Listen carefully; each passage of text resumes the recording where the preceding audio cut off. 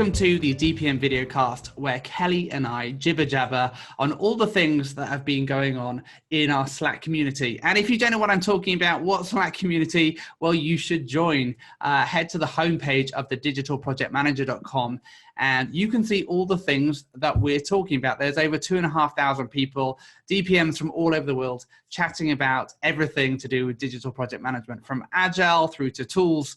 But what we want to talk about today is PM time and how much PM time should be allocated to a project.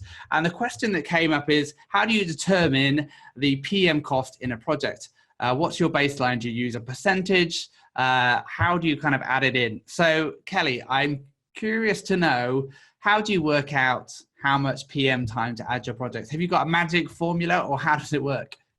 It's a pretty basic algebra. I think that what I've seen most is a 20% PM time across a project. And so you take the development time, and usually I've seen the development time times 20% is your PM time. I've also seen that same equation for QA. I think that is smart to implement. I think 25% is a good safe number, but of course I've seen it pared down to 15 to 20%. As you work with a client and, talk with the account manager, if this is a new project for you, but they've been working with this client, and find out from them the stakeholder communication and what that has looked like, because some people need high touch, a lot of hand holding, a lot of communication where that PM time blows up.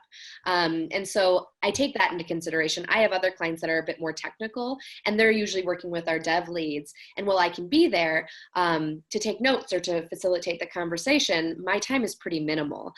So I think that you have to look at the context. But for fresh new clients, I think 20 to 25% is smart. I have seen where that is just fixed bid up front for when it comes to how that cost looks or the investment looks to the client. But I've also seen it where people just do time and materials. So it just depends on what works best. But I think that 20% is your safe number. Yeah, I would agree. I think across the board, that kind of 20% is a kind of a number that we kind of see time and time again as being a generally accepted rate that's okay. Now, I think some factors to consider that I think Kelly's talking about that are important are, well, are you working with an account manager as well? Because if there is an account manager as well as a project manager, perhaps that 20% time for project management is too high. And so maybe it's 15% account management, 15% project management, or it could be 10 and 10 even. But I think you've got to think about, okay, how complex is this client, and what do they kind of want from you? So I think in calculating that percentage, we need to think about what's the documentation or the level of documentation that the client requires. It might be that they require really extensive time tracking reporting. It might be that they, for some reason, think you as their project manager should also produce all their presentations, and you should attend all kinds of meetings internally. So I think we've got to understand, what does the client expect of us, and how does that project management role evolve for the project and for the client, and then we can work out whether or not that 20% is enough. But I think applying a percentage across the entire project is the best way to do it, and to do a blanket kind of percentage across all phases of the project and all resources, because it kind of works out that, yes, you'll spend more time at the beginning of the project and probably the end of the project as you're initiating it and closing it, and in the middle you'll spend a bit less time, but it kind of balances out in the end. So the other thing to think about is that the reality is that clients often don't value project management. They think, hey, well, that should be a cost that should be paid for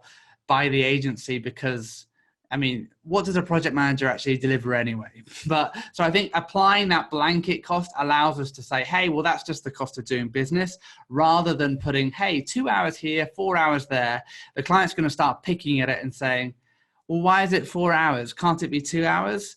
And then you start getting into a negotiation around hours, which you don't want to do. So consider the client, consider the project, consider your team as well in terms of how much management they require.